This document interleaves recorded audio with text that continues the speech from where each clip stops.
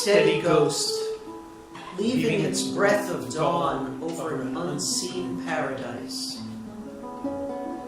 Fog veils the eyes of the cabin with graveyard silence, and smokes the long and blurred stroked moments.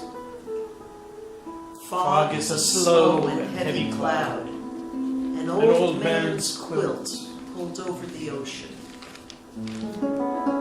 Fog is a strange and lovely death, whose cold shroud brings in one man's story.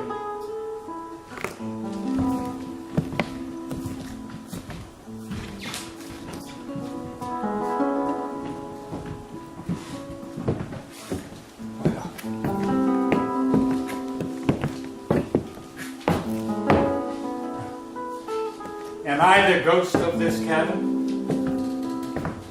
Or is this cabin the ghost of me? Who am I anyway? Or should that be who was I? No. I'll stick with the present. I am Edmund Carr, and this is my derelict cabin.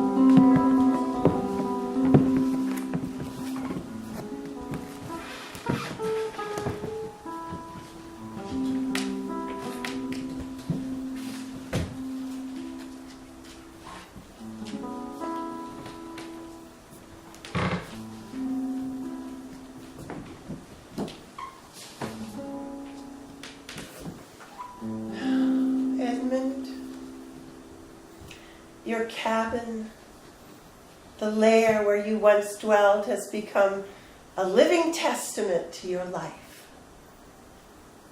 How fitting that this external womb where you created your masterful sculptures is gradually sliding from the cliffs to the sea below. Your Zen way of living is now being exhibited like a final living sculpture in cadence with nature's rhythms, the vast mystery that moves what remains of your existence back to the primal waters.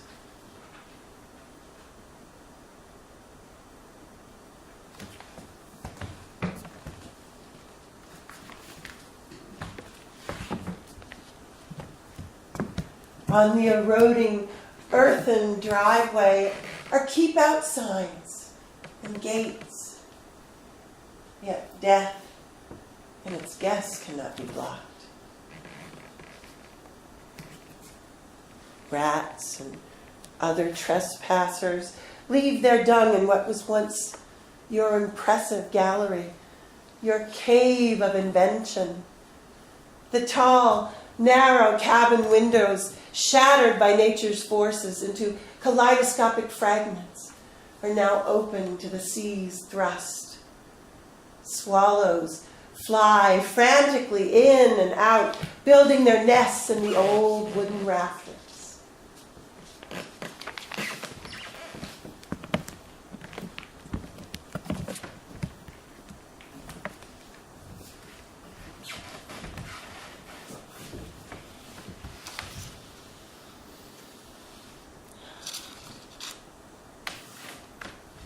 And the once impeccable yet indigenous gardens, released from your concepts of beauty, grow freely in their own wild season.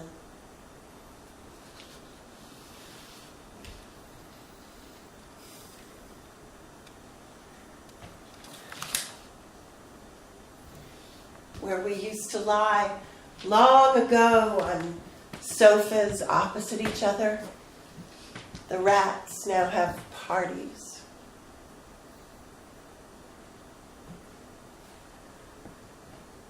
And through the planks in the floor, I see the jutting cliffs below.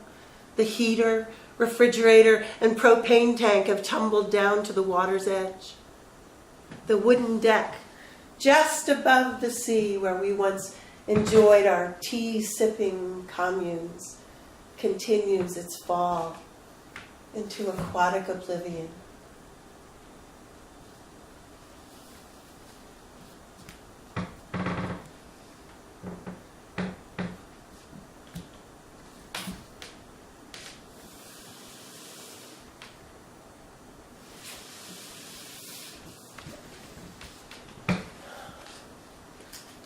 Yes, beloved Edmund.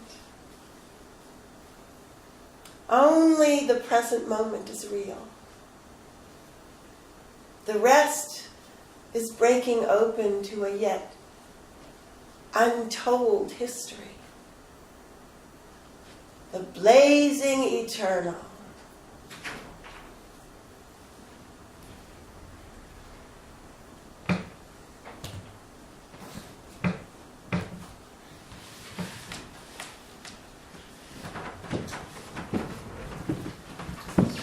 My creative shell and my creative hell. But the obvious questions that most of you must be thinking. Did the Pacific Ocean drive me mad? The eternal workings of its constant roaring, the luscious lapping of the enormous crash of the waves. And what of the lament of the wind, weathering its wild sadness all around the cabin, wailing its grief in and out of my head? Was I already mad? To move to such an island of a place and build a cliff-edge nest for myself and for my creations? Did the loneliness crowd in and gnaw away at my thoughts? No. I was young enough. I was confident, definitely arrogant, and more than ready to live like a bloody monk.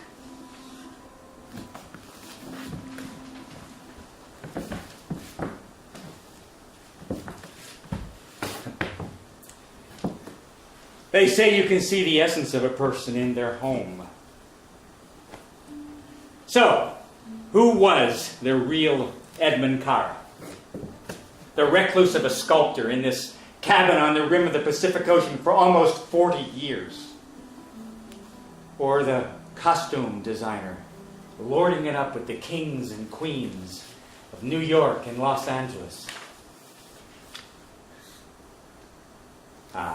Where do I start? With the cabin which I designed and built? Or Big Sur and the life force of the Pacific Ocean? Hollywood, Liz Taylor and Richard Burton and the Sandpiper film. Nepenthe and the now famous Phoenix bird sculpture. And what about a sculptor's life? Yeah, let's start with me. I am Edmund Carr. I entered the world as flesh and bone, of course, in 1925 in New Jersey, October 17th. I was one of 5 children, 3 girls, 2 boys, and fatherless. He died when I was 4. Just a blur of a few memories of him is all I have. A Jewish baby, the grandson of immigrants from Eastern Europe, and I was the youngest son. My mother, Anna, she owned a grocery store, and I helped her in all that I could. I remember the high buzz of my sisters busied itself through my day in and day out. But I was a bird in the wrong nest, a lone bird waiting to find its own part of the sky. I believe I was just born to create. Born with hands that would reveal my unquiet heart. And as a boy, I watched my mother and sister sew. They were as diligent as bees at work. And I kind of took to the slow and patient craft of it. So much so that creativity just began to ooze out of me. At age 12, I had a show of my portraits at the public library in Roselle, New Jersey. God, I was so curious about people back then. a young man around the age of 17, I began working in New York, the cloud-touching metropolis, the bustling concrete sculpture of streets and skyscrapers. I got a job at Macy's in the display department. You see, I loved drawing, and I got hooked on the idea of, why not, designing clothes. That led to working in fashion design and fashion illustration for advertising agencies. I had studied at the art high school in New Jersey, so I carried a sense of formal training with me. And some friends connected me with Lena Horne, the jazz singer, movie star at MGM. And for 3 years, I designed what she wore in her performances. She was just an incredibly beautiful woman. She was the living mannequin of my mind's creations. So, the working class boy from Roselle Park, New Jersey, he had arrived. New York! New York! New York! New York! I designed fashion dresses under my own label for an elegant dress shop in the city that never sleeps. My younger sister Diana, whom we called Dinka, she and I labored away in our workshop, which was financed by my dear, dear mother, Anna. We labored away the precious hours of our young lives. Thank you, madam. Thank you. Running my own business was not for me. I did not like the competitive world. I didn't like the responsibility of the day-to-day being chained to repetitive experiences and dealing with all the business aspects. So, around the age of 23, I began a trip around the world.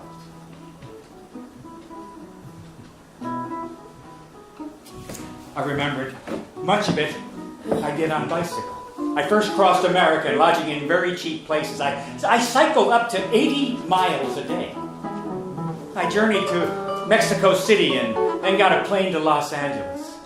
I needed to get extra money for my dream of a trip. I got a job at Universal Studios as a designer, and I worked on 3 films.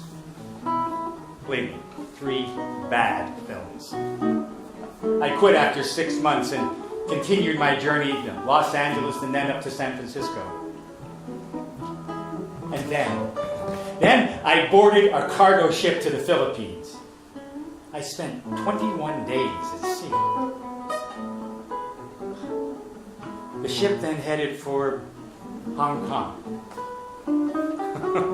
where, bizarrely, I was invited to a banquet in my honor by the Boys Bicycle Club of South China. And then it was on to Singapore, and then a boat to British-occupied Ceylon. I hung around there for about a month or so. See, I was sketching all the time. I made a visual diary of my experiences. I wanted to send it back to my mother and my siblings. Then I took a long ferry boat ride that got me to India, Bombay, heaving with humans, like an unorganized army of ants. A city boisterous in its very being, and God, the appalling poetry of its poverty. Then I took an English liner which was on its way from Australia to London. From there I ended up taking a trip to Marseille, where I met a bicycling friend, Christine Brown, who had worked as a child physiotherapist in Canada. We took in the whole of the Riviera and then cycled over on into northern Italy. I was getting tired by then, and I was ready to go back to America. And I returned to New York by boat. A couple of years of my life had rode away.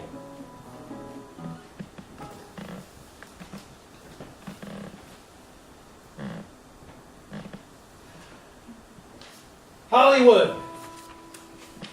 Hollywood! Hollywood! Hollywood! Los Angeles beckoned again. The pull of designing again and freelance work. I worked in a clothing shop in Beverly Hills for a woman who had made clothes for, yes, Lena Horne. I got very settled into LA life. I had a charming little cottage in an avocado orchard. I did work for a film for Paramount Studios, one of those famous factories of fantasy, one of the makers of the mind's unreality. I worked and designed for two labels, Jewel and Athena. Let's make money. Let's make money. Let's make money. Let's make money. Let's make money. Let's make money. Let's make money. Let's make money. Let's make money. Let's make Stop! Stop! Stop! Stop! For Christ's sake, stop!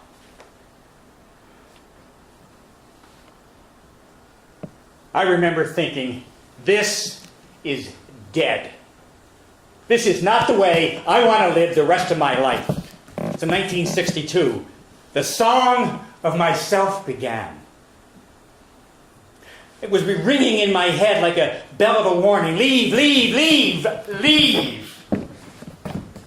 See, that trip around the world was not just an outward journey.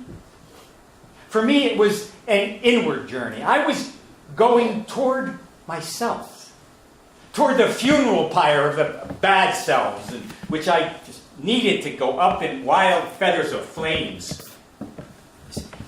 I was in the cul-de-sac of my life. I remember I turned around and looked down a dusty road of possible truths. There was a sense of death on my tongue. I had to get away from the shining and false myths of Los Angeles.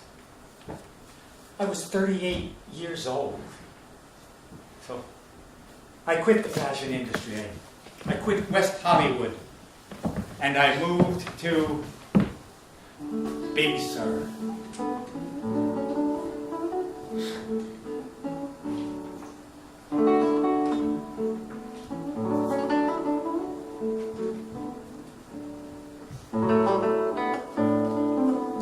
Here, the clutter of nonsense, the politics of survival, just went out of my mind. Here, it was the poetry of nature that soothed my thoughts. Here, the mischievous blow of the wind smoked the dusty paths. Here, the angels of sunlight teased the tall redwoods, gathered like gods. Here the aloneness was crowded with silence. See, I was trying to get away from all of that whole commercial world. I stopped thinking about being a successful artist. I just wanted to do it and have pure, creative freedom.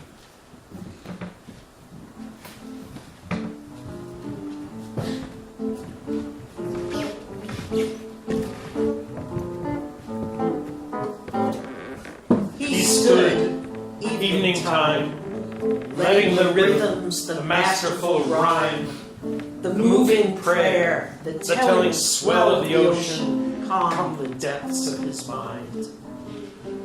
He stood, hearing as clear as truth the music of a memory mislaid by birth.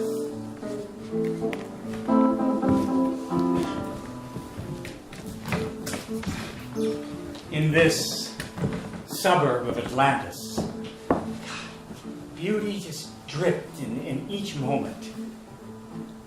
My life became pregnant with the humbling and sacred energy of this paradise at the edge of the world.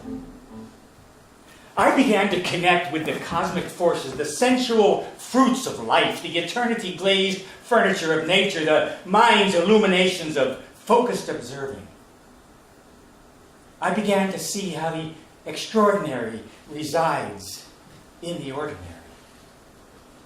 How there are deep wells of the surfaces of things, how the landscape is just a work of art, confirming the Creator, the life force in its silent retreats and the holiness of its many symphonies of songs.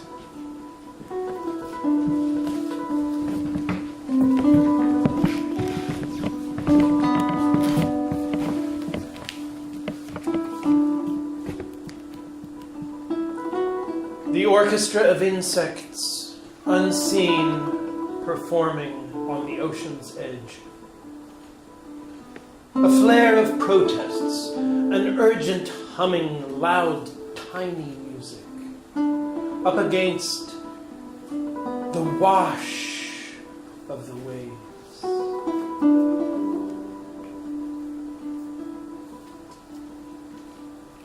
The whole of my being was open to all that surrounded me.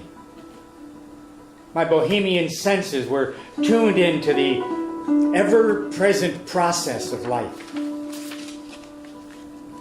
Giant cactus, Big Sur. A cluster of green blades. A slow growth of sculptured stillness. Taller than a man. A Buddha of a plant. A threatening stance. And flames of praise.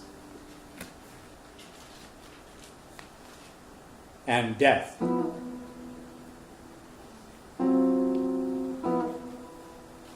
Dead giant cactus, Big Sur.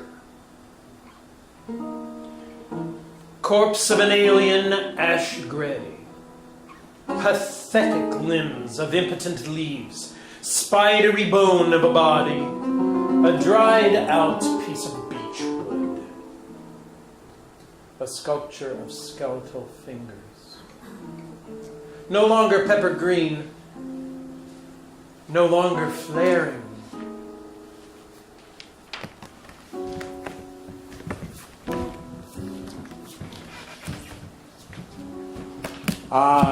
Life and death. The ever-teasing mysteries of mankind. The birth of a wave, the death of a wave. The mischievous, sweet birds fluttering from bush to bush with their living code of poems. And the clinical machine of the searching hawk, its arrogant glide and its fabulous eyes of death. I like looking at life straight in the face. I like seeing it for what it really is and stripping it of any cosmetic doctoring or glamorizing. Here, I became very aware of the power that's infused in all of life. From every star in the heavens to every minnow in the sea. I began to believe in a central seed consciousness that fused in all of the universe. And the visual manifestation of it for all humans is in their earthbound existence. And all that is seen and felt. Many, many times I stood or sat on the balcony of that cabin and I watched the full moon in its stage in the starry sky. My mind just memorized and my soul aching with its raw detachment.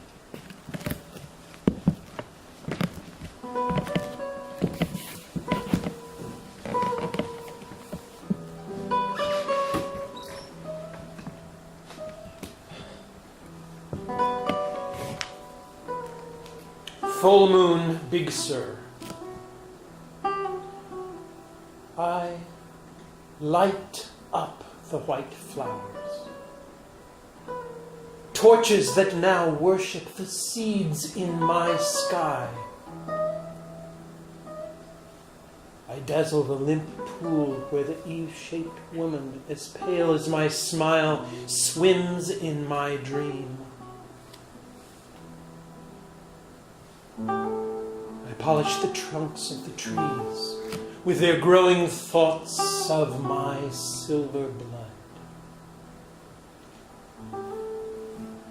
I manifest my eternity in the goddess eyes of a statued cat. I startle the strange, gripped land with my tiring milk of coldness. I claim the night's far borders with the diamond thirst of my depths. I drug the renegade moments with the ancient spell of my silence.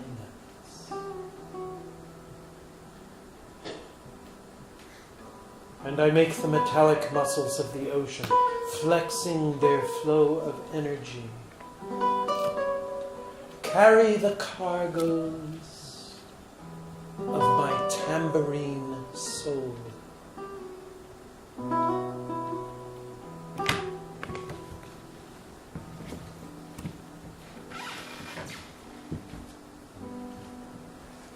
The metallic muscles of the ocean, flexing their flow of energy. There's a giant sexual energy in the sculptures I make. A primal energy. I had always had an ocean of sexual energy in me. And my move to Big Sur was a desire to pour that into my creative work. To utilize the drama of the masculine and the feminine within me. Its energies in me. And my cliff edge cabin, my home and my studio designed and built by me, it rang day and night and day with the constant deep mantra of the ocean's energy. It was the dominant musical score to my life, my work, and my leisure. Its mountain of music avalanched into my sleep and rolled over in my castaway dreams. It was the godlike, goddess-like companion to my every moment.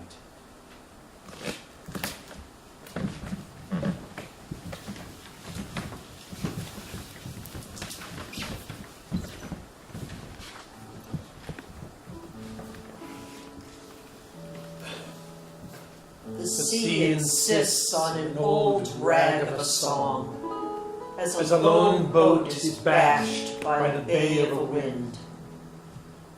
The sea persists with its kettle drum throng, a waterfall gong calling a storm.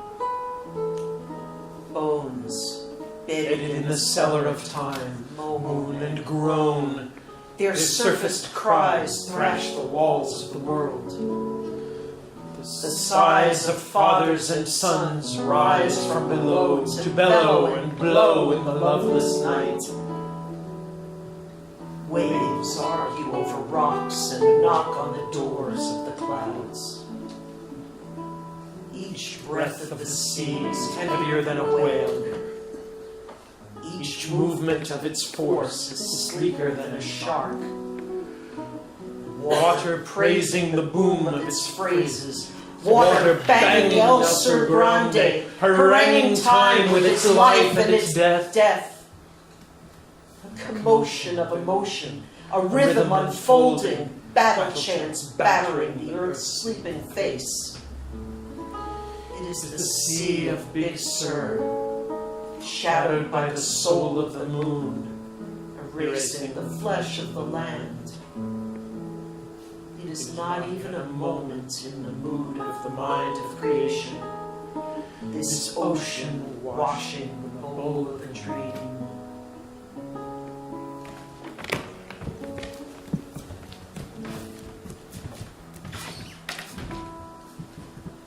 So, death was no longer on my mind. Only on an insatiable thirst for life. My solitary life here in Big Sur, I knew that I wanted to sculpt, and that's what I was going to do here. I wanted the physical challenge of working dead wood into living art. I had trained in art school, and I had so enjoyed doing some beach carvings in LA one summer, and out of the ashes of the costume designer would come the fire of a sculptor. I would start with the phoenix bird in honor of my rebirth.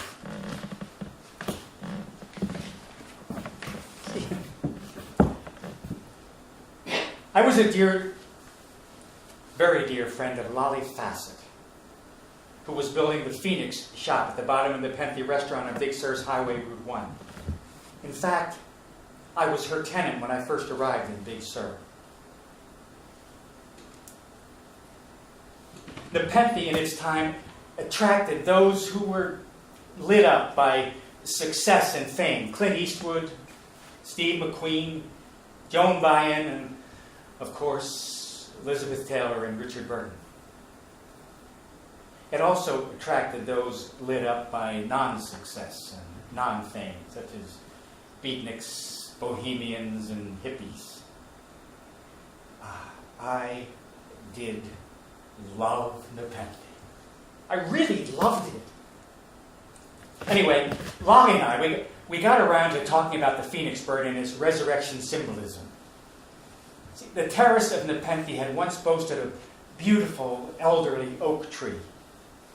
It was the first thing people saw when they climbed the ramp through the gardens, and luckily, thanks to some bad gardening, that much-loved oak tree went to its unexpected death.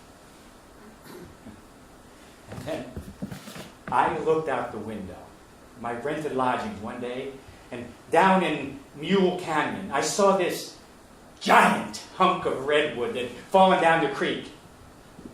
So I called a friend, a guy named Hugh Fleener, who knew how to use heavy machinery. He came down and hauled it out. And I would work. I would work up to 14 hours a day, and through the night if necessary. I sculpted it into one piece and made its legs and claws of bronze. It weighed as heavy as a Greek god. In 1976, my phoenix bird clawed its bronze feet into the upright stump of that ancient oak tree on the terrace of Nepenthe. And then aloe vera was planted around the oak tree stump to become the green flames of nature.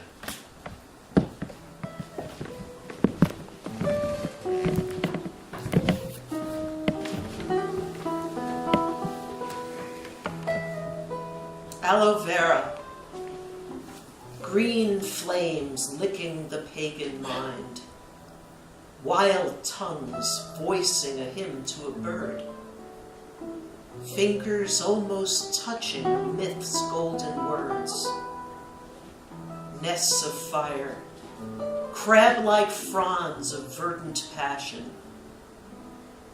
green flames, worshipping sculptor's slow dream.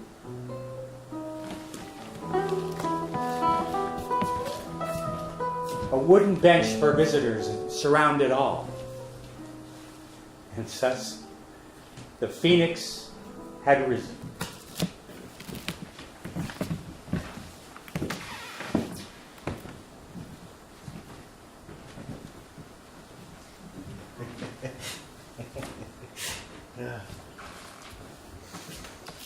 My favorite holiday is Halloween, the artist's holiday.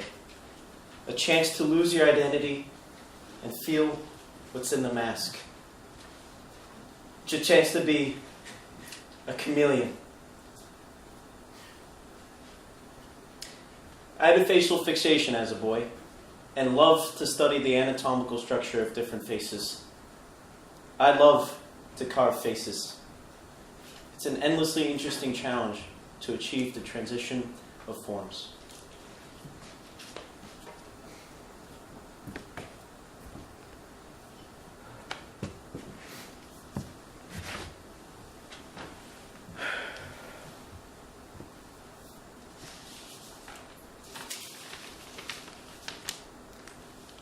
My beloved sister Diana, whom we call Dinka, had a beautiful face. I've always had a concern for beauty, form, line, and proportions.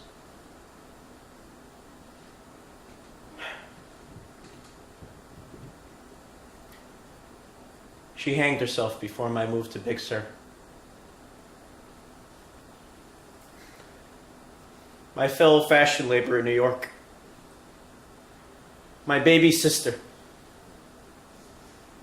My princess, her sewing machine.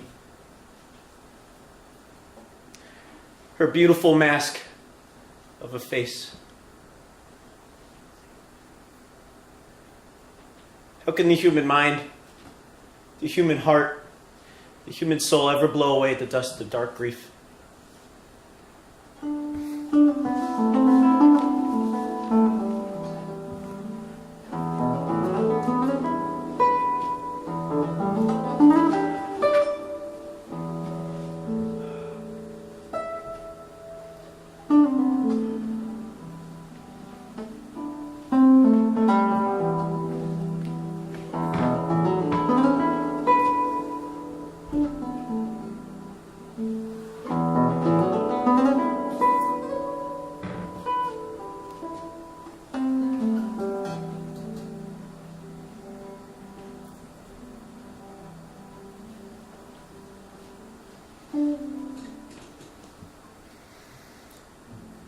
Each morning, I come into my cave of a workshop, the cramped cellar of my wooden cabin, which is damp with the ocean's wide cloud of a fog.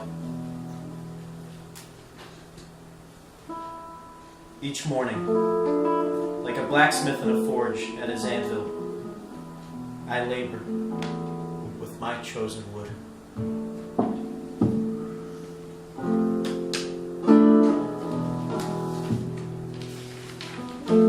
My thoughts go into the core of the wood.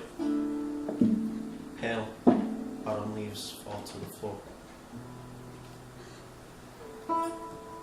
Each morning, under the white spray of one spotlight, until dawn breaks as brash as a rooster, I chisel away at the stump that is hiding a vision.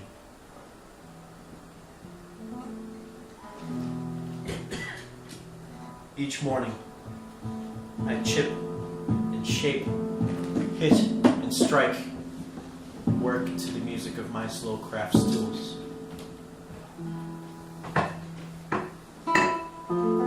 As my thoughts go into the core of the wood, pale autumn leaves fall to the floor.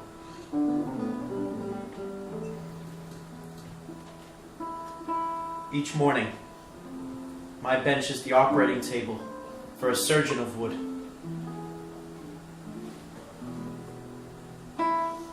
Each morning, the Pacific Ocean busies itself below, carves its centuries of ebb and flow into the land, and smooths the breasts of its claims of rock.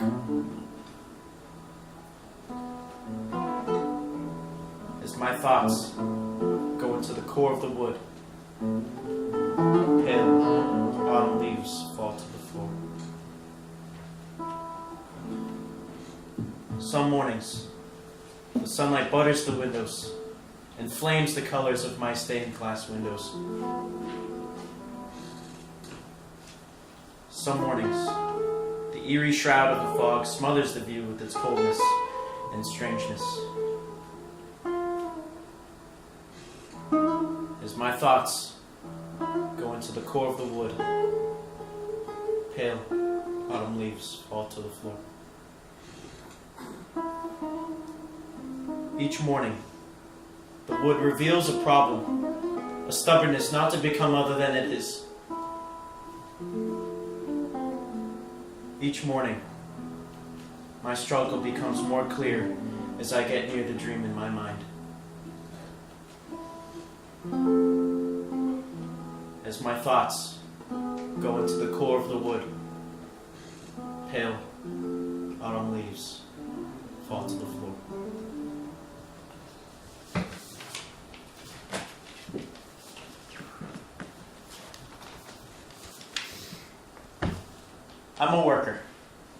I belong to the working class. I love physical labor. That's why I chose wood. Painting and drawing were too contemplative for me. And I didn't use this driving, forceful energy that I have. I have this outrageous energy and very good discipline. I get caught up in whatever I'm making. I work very hard when I do my sculpting. 10 to 12 hours a day. And I work on one sculpture at a time. I like craft. I've always liked craft. I can paint, draw, sew. I can build a house. It's all pleasure to me.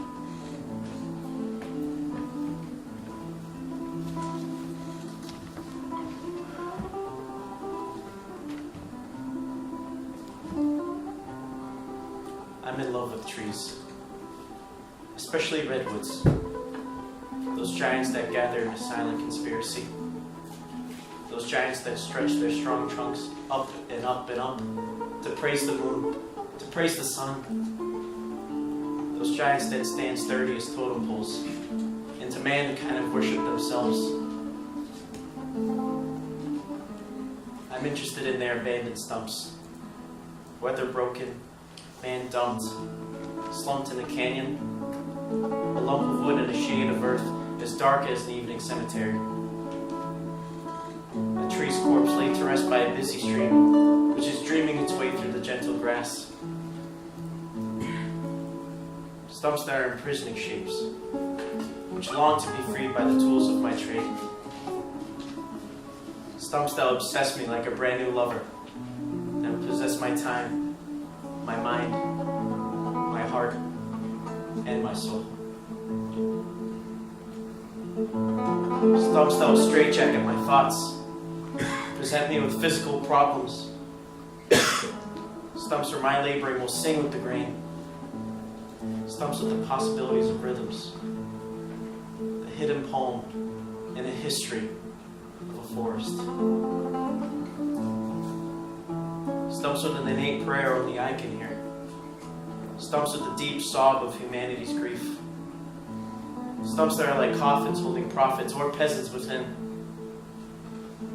Stumps where the 7 deadly sins reside with their temptations. Stumps where a bird nests inside, waiting to rise with its wings like flames.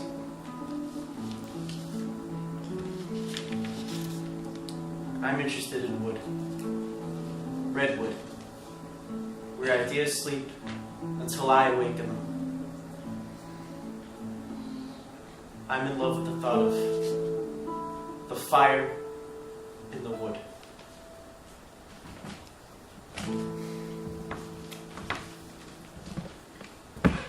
I work with pieces of wood that have come to me.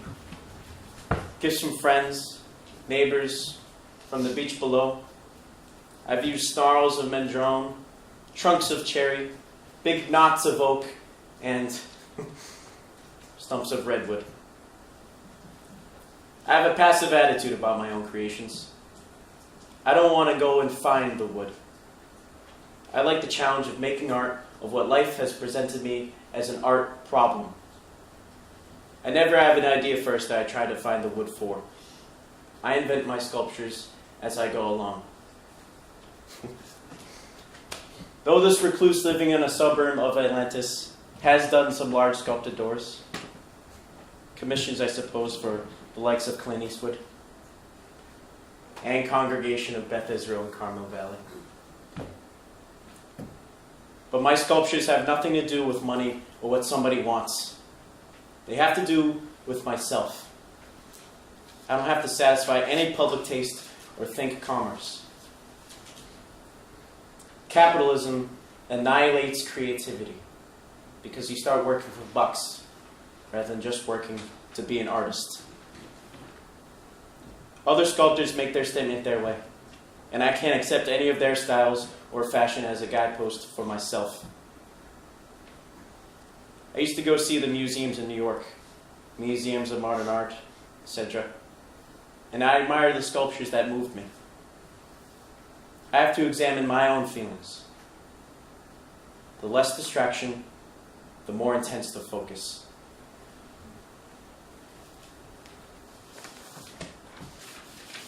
Beginning with a piece of wood, Kara pares away unwanted protrusions with large saws, then reduces the wooden mass further with chisels and mallets, rasps, rifflers, and sandpaper.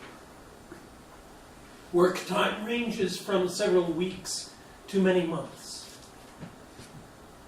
Confronted with Kara's work, words such as organic, figurative, metaphorical, movement, swirl, elemental, meticulous, abstract, fluid, flowing, sensuous, energy, erotic, evocative, mythical, magical, dramatic, primordial, pagan, and poetic enters the minds of those privileged to enter his studio and his cabin. My love of wood is a genetic gift from an old line of woodworkers and cabinet makers in Russia. Wood is my tongue.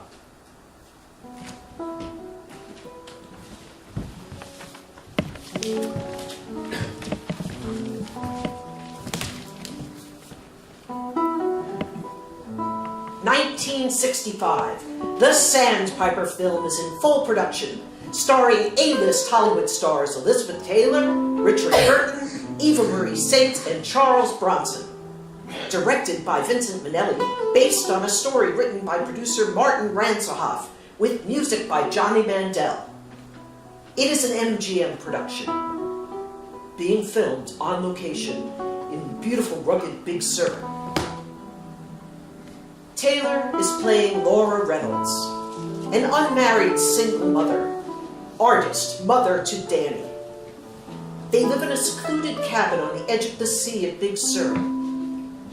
Circumstances in California law lead her to Dr. Reverend Edward Hewitt, being played by Burton, who is headmaster at an Episcopal boarding school and married to teacher Claire, being played by Eva Marie Saint. Despite their religious differences, amplified by Laura's atheistic dislike of religion, Edward begins a passionate extramarital affair. The affair comes to light, and Edward and Claire agree to a trial separation. Edward resigns as headmaster and plans to do some traveling. The Sandpiper bird, with its broken wing, which is healed by Laura to regain its freedom, is the film's main motif of personal development and freedom.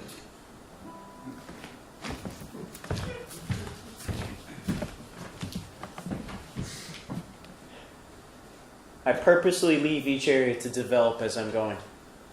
I work occasionally around the piece.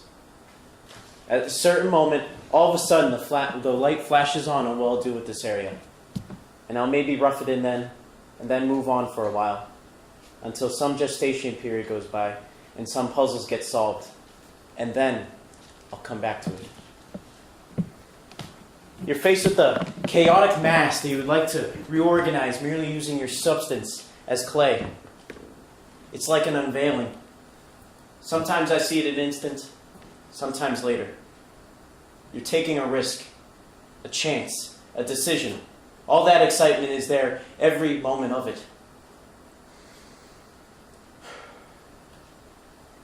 It is getting pregnant. It is a creation. It is birth.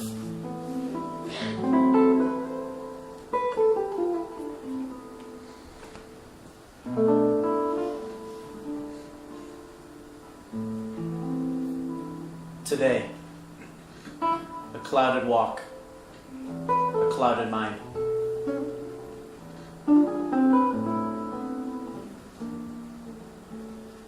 Last night, the gremlins of insomnia disheveled my sleep. I woke to the tiredness of an old man.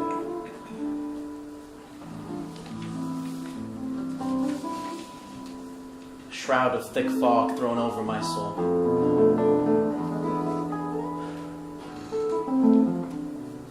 As I stepped out, I took bits of my hell into paradise.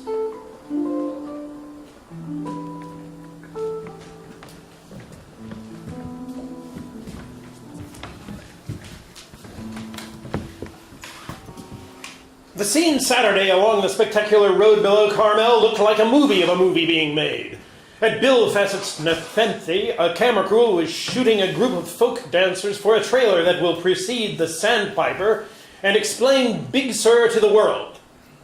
In a nearby studio, a shaggy and talented wood sculptor named Edmund Cara was putting the finishing touches on a nude redwood torso of Miss Taylor, an object that plays an important role in the film. For one thing, said Edmund, it gets some nudity into the picture. He gazed lovingly at her 38-inch bust. I didn't have to measure her, he said. I used to be a dress designer. I just know. I consider the very essence of my work to be about hair. Trees are the hairs of earth. I like to express hair in my work as what I call supracilia. It's about the organic flow. It's the link in my work. Flash from Hollywood. Liz Burton, as she likes to be called, has been many, many things in her lifetime.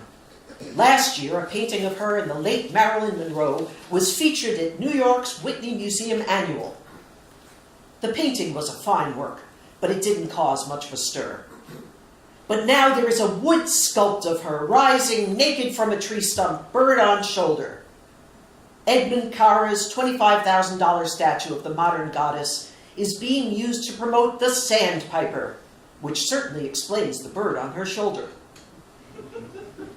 A naked Ms. Taylor never sat for Big Sur sculptor Edmund Cara, but a life-cast plaster mask was provided.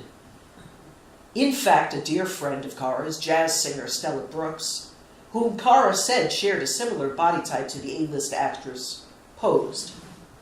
We are sure Welshman Richard Burton was more than happy with the arrangement. The finished nude sculpture of Hollywood star Elizabeth Taylor by Big Sur-based Edmund Cara, which will be featured in the Sandpiper film, was recently shipped to Paris aboard the Queen Mary. The writer and producer of the film, Martin Ransohoff, hired a detective guard to accompany it. Though he booked a first-class room on board for the special creation, the statue ended up in the cargo hold because of shipping rules. The nude sculpture weighs in at 712 pounds, and cargo is forbidden in first-class accommodations. The life-size nude statue was unveiled with much fanfare in a Paris art gallery by Richard Burton. Its creator, Edmund Cara, was present. And so I danced with the rich and famous again, but only for a while.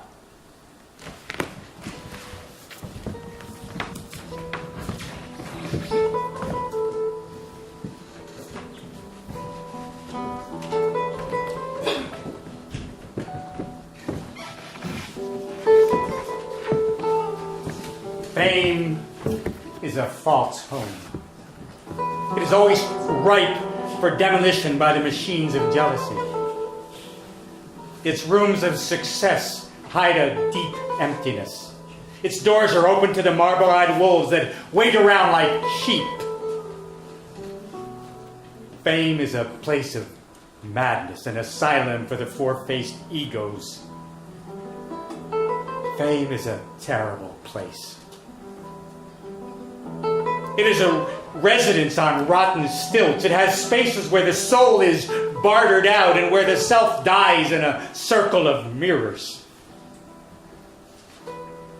Fame is a house where a blessing is married to a curse. Fame has windows that are the eyes of enemies, a swimming pool that drowns reality. Fame is a shaky property that sits on a lonely hill. Fame is a stranger out in the world using your name and living parts of your life. Fame is a terrible place.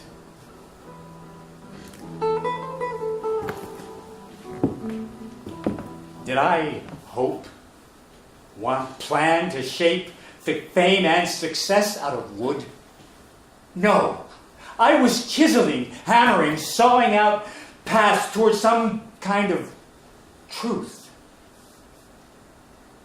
In my weather-blitzed womb of a home, this workshop that gave birth to my theaters of characters, I tried to carve out my dreams and my visions. I labored into the hours trying to get to the core of my dreams and visions, to the fire in the wood, and always failing. I remember after a dispute with a guy connected to the Sandpiper sculpture, I sawed it in half.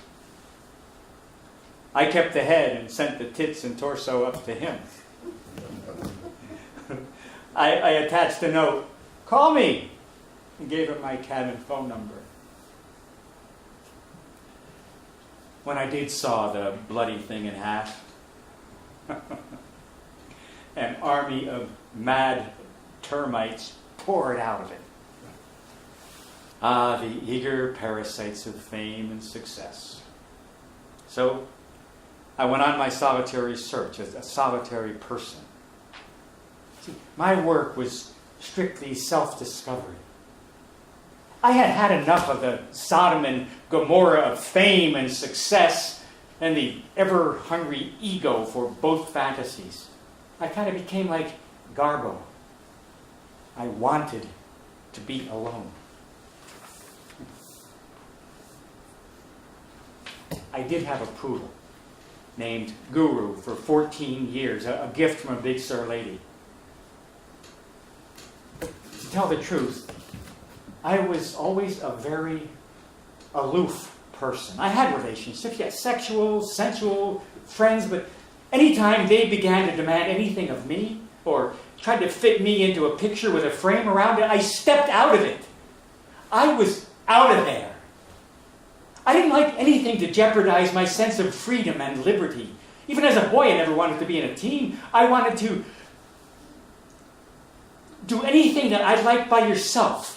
Swimming, hiking, drawing, sculpting, reading. I never joined any religious teams, including the Jewish religion of my family. I'm sure that was a disappointment for my beloved mother, Anna.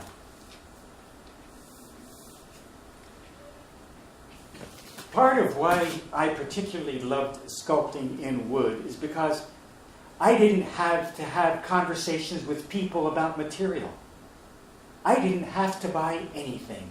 All I needed were my tools, which I did buy, and then I got lost in my studio.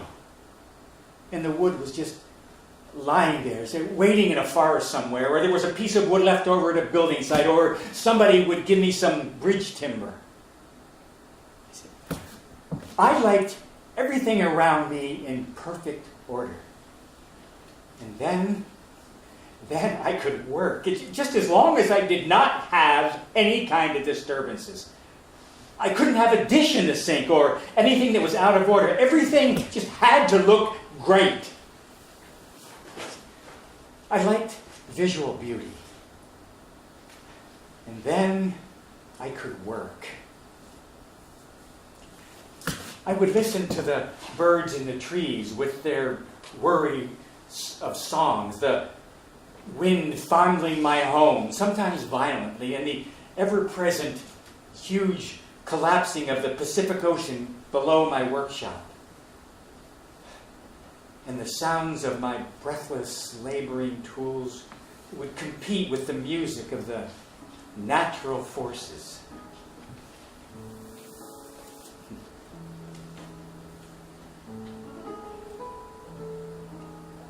I've had some very dramatic experiences with pieces and with myself.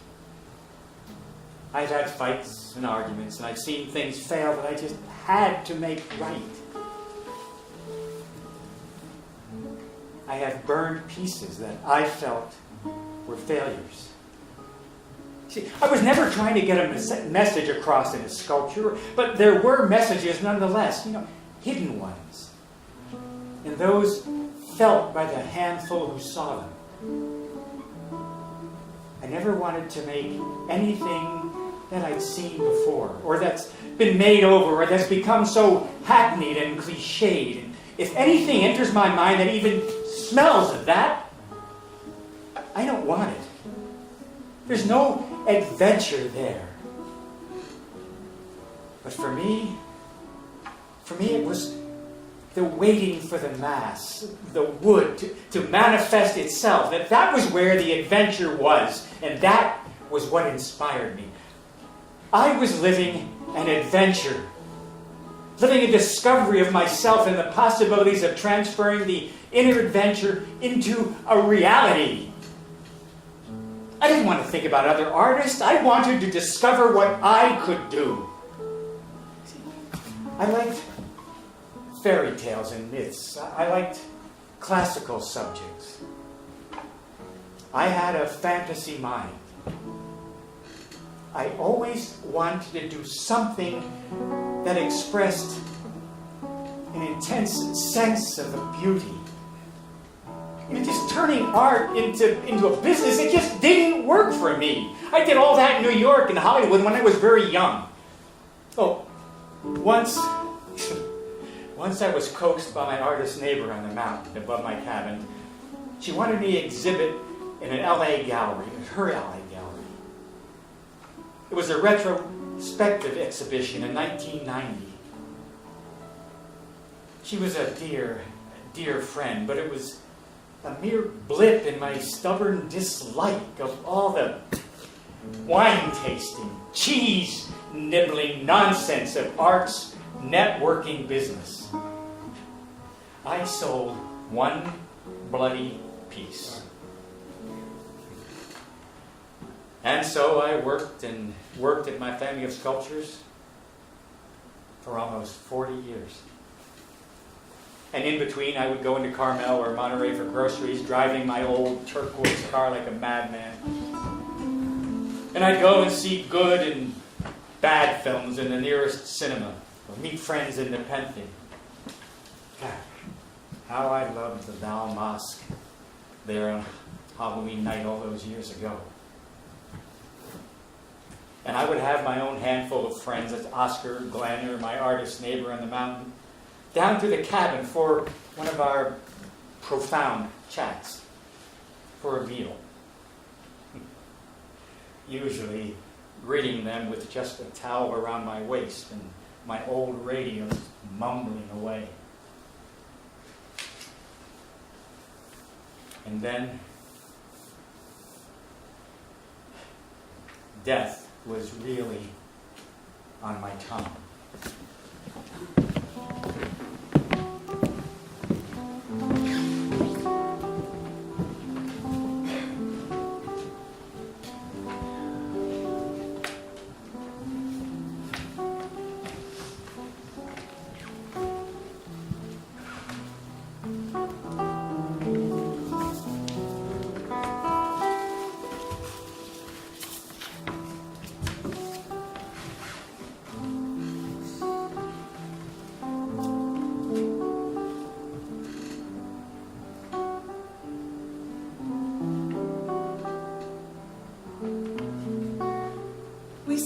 With Edmundo in his candlelit theater of a poetic lair which he had built 30 years before.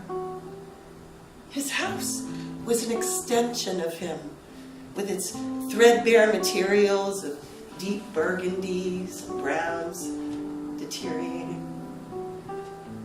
A few weeks earlier, his doctor had announced, "You have a slow-growing bladder cancer, and little can be done."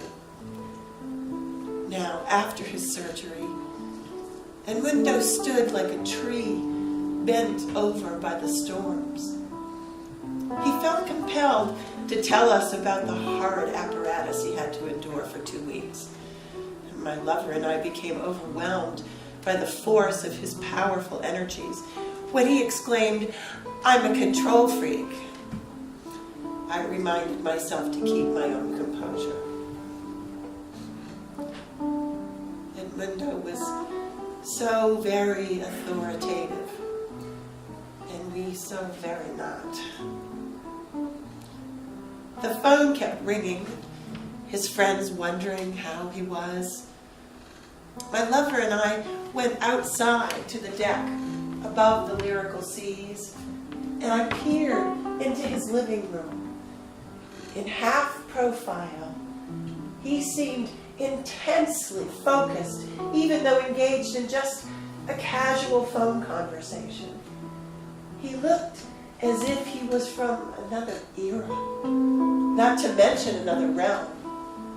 An underworld sea god, an archetypal power. He was both oppressive and inspiring in his Gothic galleon of a home with its Venetian flair in commune with the wild seas below. I cried wildly, "You are your most noble sculpture, using yourself as your own media."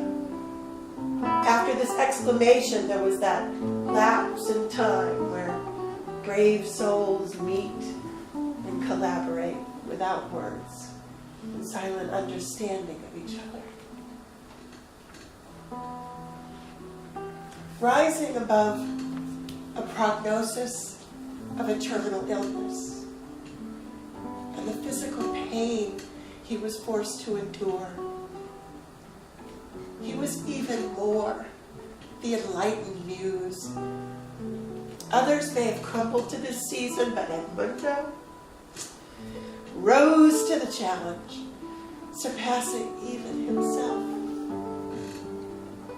He was far more enthusiastic than I had ever known him to be, speaking of museum possibilities for his magnificent Moses, possibly John the Baptist, and the 7 deadly sins.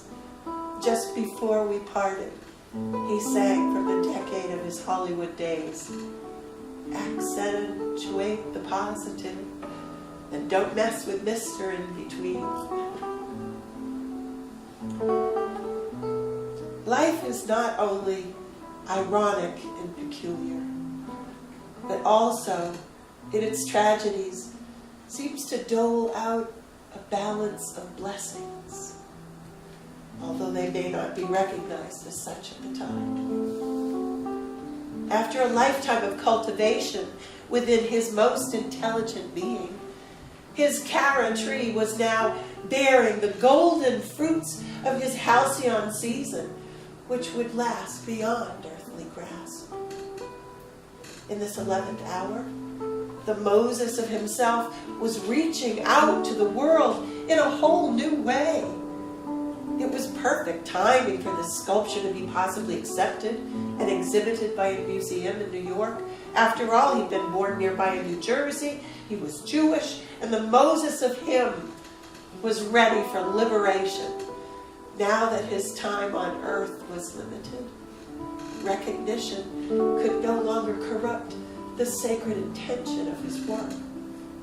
Now, the dark gods were liberating him through disease.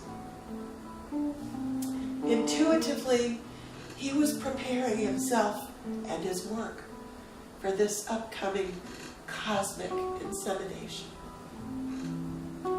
Edmundo's indomitable spirit was illumined, inspiring all those who had the capacity to behold this evolving sculpture of a master, the cultivation of a world by an ingenious creator.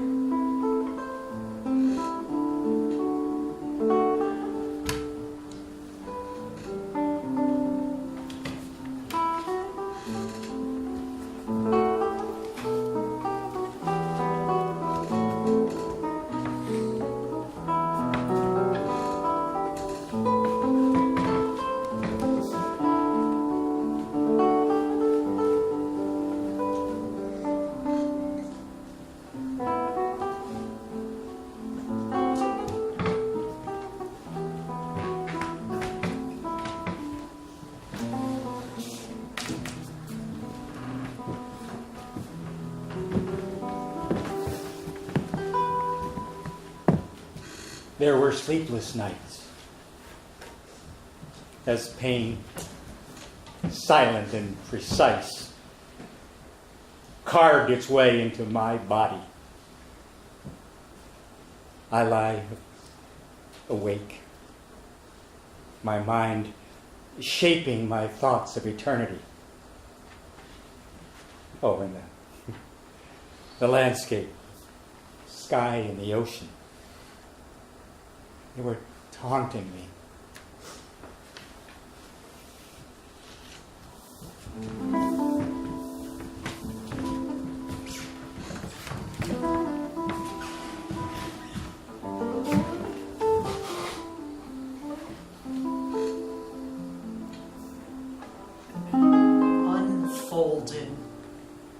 Unfolding night dream.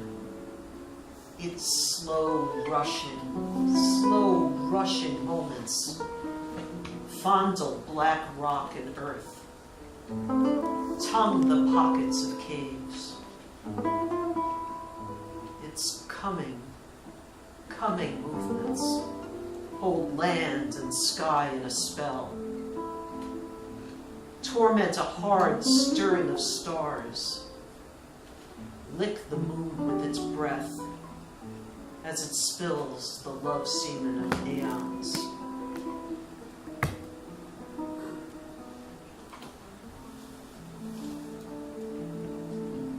There were desert days as death, silent and precise, it began to sculpt my destiny. I lie tired, my confused mind exhibiting a weird gallery of memories. Oh, and the landscape, the sky and the ocean, where they were taunting me. Oh, the ocean's song of life and death.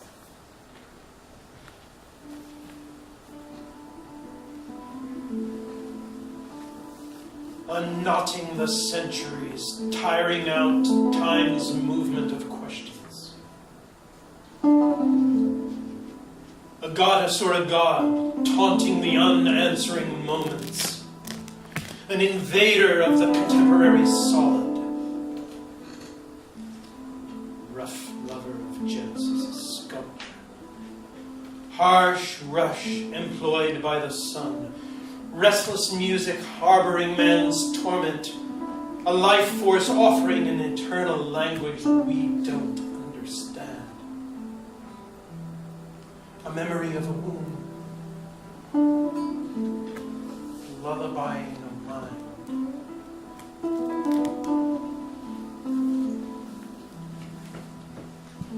Edmund Cara had cancer. He entered a hospice in Monterey in May 2001.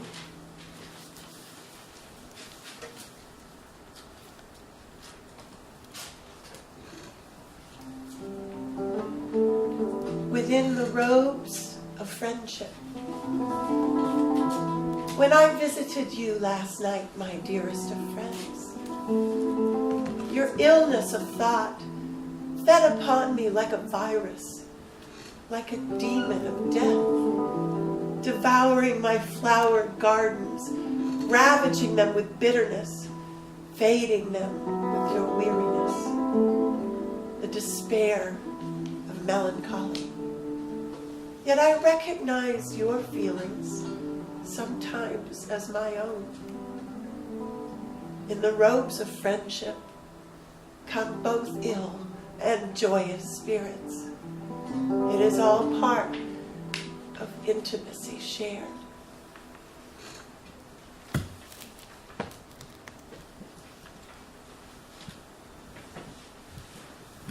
The unruly fence of trees beyond my cabin. The gentle acorns strewed like in old hand grenades. The slow, determined crunch of my footsteps on the long dirt path. The lizards quick shuffling to the haven of the hedges. The little buzz machines of the insects busy in their green homes. The flames of the ferns waving their friendly feathers. The horizon smudged by a snowfall of clouds. The fussy whirring of the hummingbirds. The tall conspiracy of redwoods caught by the spotlights of sun. The labored flap of pelicans across the rhythmic unfolding of the waves. The fringing froth of the waves' collapse on stretched out sand along the coast. The ferocious wind bullying the thoughts of the mind. The late afternoon gold riding the wings of a gull.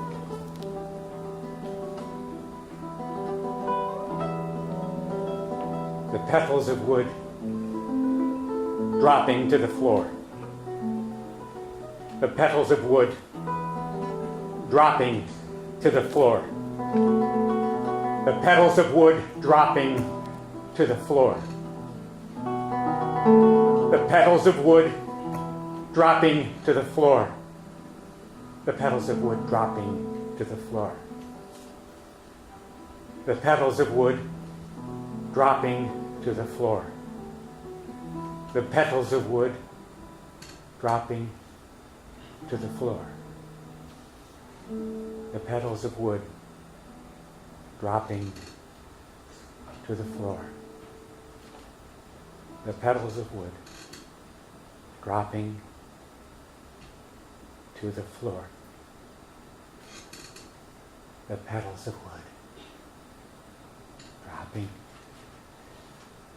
to the floor.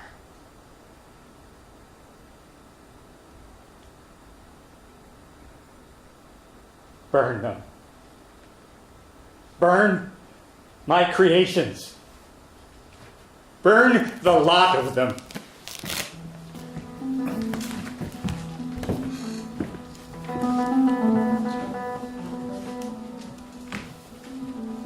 This is the bird of grief, attended by his ghost, his long black wings outstretched like a psalm of sorrow. All the hurt of man is weeping from his eye. All the war of loving is breaking in his night. This is the room's last shadow, the mother-feathered pain. This is the touch of nursing souls before the flight of change. This is the bird of grief that shrieks inside the blood, whose silence is the sound of death, whose talons are for love.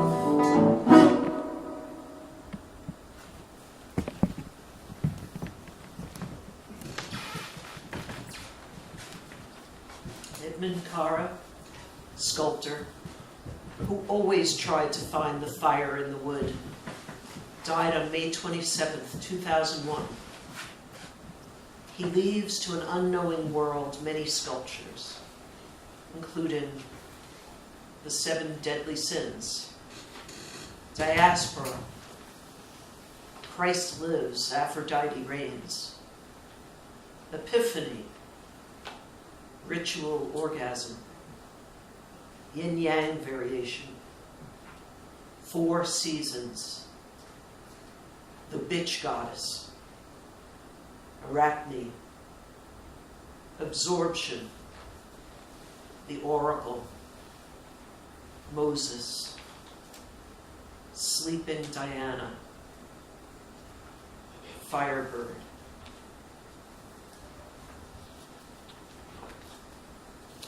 Beginning with a piece of wood, Cara pared away unwanted protrusions with large saws, then reduced the wooden mass further with chisels and mallets, rasps, rifflers, and sandpaper. Work time ranged from several weeks to many months. confronted with Kara's work, words such as organic, figurative, metaphorical, movement, swirl, elemental, meticulous, abstract, fluid, flowing, sensuous, energy, erotic, evocative, mythical, magical, dramatic, primordial, pagan, and poetic enter one's mind.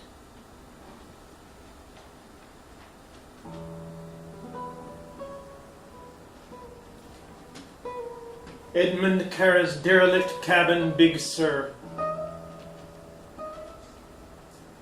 Time and again on my daily walks, I'm drawn to your home, your workshop lodged just above the Pacific. It's as if I'm called, pulled by the bare soul of your broken place, a shrine of dark wood, quickly eroding on the nerves of the weather.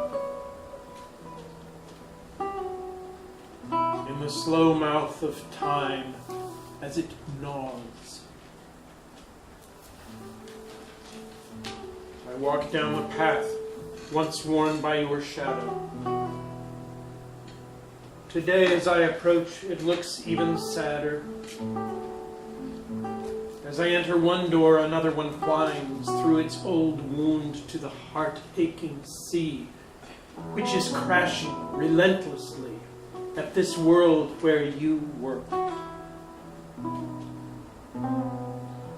Fragments of the windows litter the deck floor.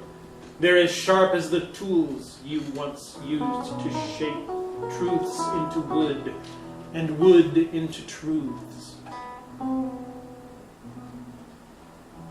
The fireplace, it seems, is waiting for the flames to warm a dead room with a sudden heart's blaze. You became a recluse, shunning art's game and the ego's long thirst, like a castaway on an island alone with his dream. Outside I pass the stark keep out, which the dangerous and determined elements ignore.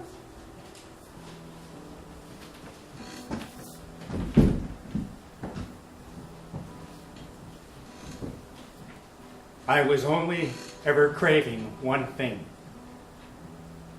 That reunion with the one. Come on, old man. Let's shake hands on our life.